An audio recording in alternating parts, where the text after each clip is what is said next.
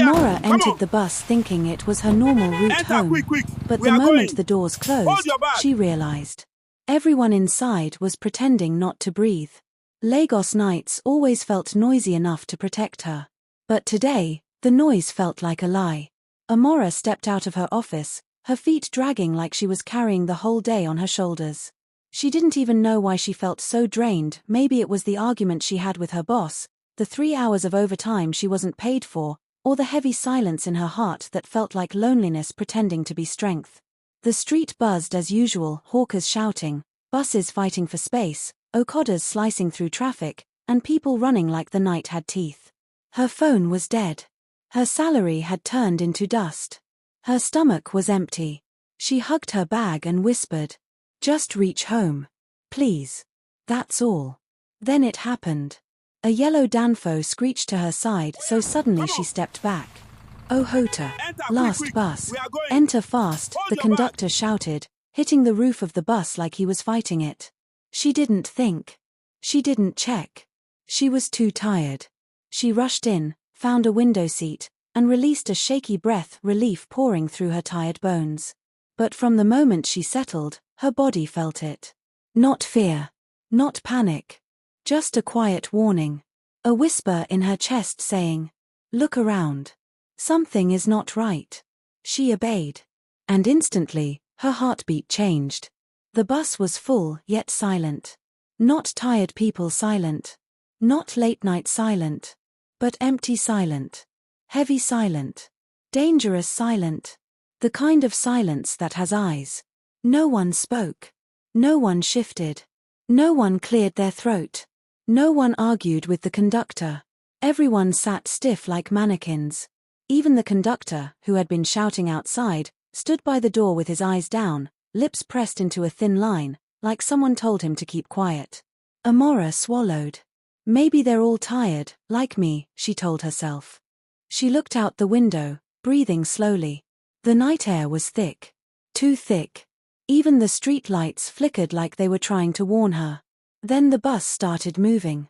The door locked with a sharp click. A very loud click. Amara blinked. Since when do Danfos lock doors like a vault? She ignored the thought. Tried to relax.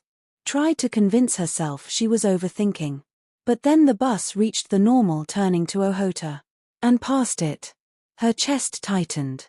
She leaned forward. "Conductor, excuse me. You passed Ohota turning." He didn't answer. He didn't blink. He didn't even raise his head. Amara's fingers trembled slightly. She tried again, louder, forcing confidence into her voice. "Conductor, you passed my stop." Nothing. She tapped the man beside her. "Sorry, please, is this bus not going to Ohota again?" He didn't move. Didn't turn. Didn't respond. His breathing was so shallow she wasn't sure he was even breathing at all. Amara's heart dropped into her stomach.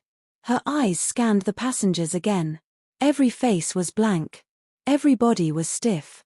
Every stare was fixed straight ahead. Like they knew something she didn't. Like they were waiting for something she couldn't see. Her breath grew shaky. "Driver, stop this bus," she said, her voice cracking. The driver did not react. The bus kept moving. Deeper. Farther. Away from the streetlights. Away from the traffic. Away from people. Into a darker part of the road she didn't recognize. Her heartbeat became loud enough to fill her ears. She wiped her palms on her skirt, they were sweating. She grabbed the door handle. It didn't move. It was locked tight. Too tight. Her throat tightened. Why is the door locked? Why are we on this road? She whispered to herself, tears burning her eyes. The bus turned into a narrow street that looked abandoned, shops closed, windows dark, no cars, no people. Just the uncomfortable hum of the engine and the suffocating silence of the passengers. Amara felt her hands shaking. "This is not normal. This is not normal," she whispered. She looked at the conductor again. He stood so still she wondered if he was breathing. Her heart felt like it was trying to escape her chest. "Somebody talk to me," she cried suddenly, voice breaking. "Please. What is happening?" Still nothing. She cried harder. "I beg you. Please, somebody say something." As if responding to her fear, the bus suddenly slowed down, then stopped in the middle of the dark road. The driver turned his head slowly toward her. Their eyes met. Amara stopped breathing. His face had no expression. No warmth. No life. Just empty eyes staring at her through the dim light. Her lips trembled. Then, a soft voice broke through the silence. "My daughter, calm down." Amara spun around, tears streaming down her cheeks. Behind her sat an elderly man with gentle eyes, the only face in the bus that wasn't stiff. "You are safe," he said quietly. "Nothing is wrong." Amara shook her head desperately. "But they're not talking. Nobody is talking. And this road." He smiled sadly. "Everyone is afraid of this road at night. That fear makes them quiet. They don't want trouble. They don't want to draw attention. But nothing will happen to you." Amara looked at the passengers again. Suddenly, the stiffness seemed more like silence born from fear, not danger. The old man nodded at the driver. "Driver, explain to her." The driver sighed deeply, like he was relieved someone finally spoke. "Auntie, no fear. The government blocked the old Ohota road 2 days ago. We are using the new diversion. We no go harm you." The conductor finally looked up. "Auntie, we no day talk because this area day somehow at night. We day try reach the main road fast." Amara let out a long, shaky breath that felt like release. Her tears fell freely. She covered her face. She laughed weakly. In between sobs, she felt embarrassed, relieved, exhausted, but safe. The old man touched her shoulder gently. "It is normal to be afraid.